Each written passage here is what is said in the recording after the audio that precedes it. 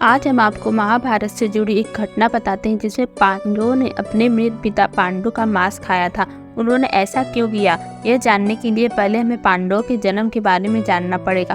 पांडु के 5 पुत्र युधिष्ठिर, भीम, अर्जुन, नकुल और सहदेव थे। इनमें से युधिष्ठिर, भीम और अर्जुन की माता कुंती तथा नकुल और सहदेव की माता माद्री थी। पांडु इन 5 पुत्रों के पिता तो थे, पर इनका जन्म पांडु के वजह से नहीं हुआ था, क्योंकि पांडु को श्राप था कि जैसे ही वो किसी स्त्री के साथ रहेगा उसकी मृत्यु हो जाएगी। इसलिए पांडु के आग्रह पर यह पुत्र कुंती और माद्री ने भगवान का आवाहन करके प्राप्त किया था।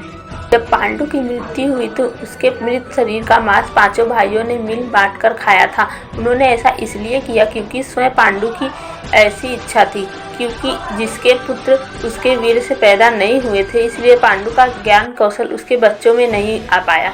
इसलिए उसने अपने मृत्यु पूर्व ऐसा वरदान मांगा था कि उसके बच्चे उसकी मृत्यु के पश्चात उसके शरीर का मांस मिल बांट कर खा सके, ताकि उनका ज्ञान बच्चों में स्थानांतरित हो जाए।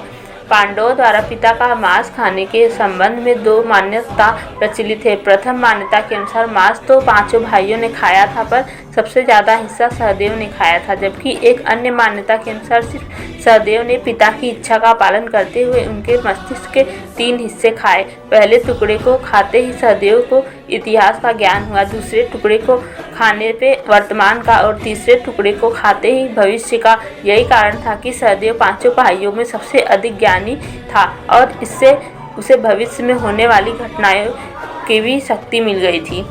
शास्त्रों के अनुसार श्री कृष्ण के अलावा वो एकमात्र शख्स सहदेव ही था जिसे भविष्य में होने वाले महाभारत के युद्ध के बारे में संपूर्ण बातें पता थी। श्री कृष्ण को डर था कि कहीं सहदेव यह सब बातें औरों को न बता दे, इसलिए श्री कृष्ण ने सहदेव को श्राप दिया था कि यदि ऐसा वह किसी को बताएगा तो उसकी मृत्यु हो जाएगी।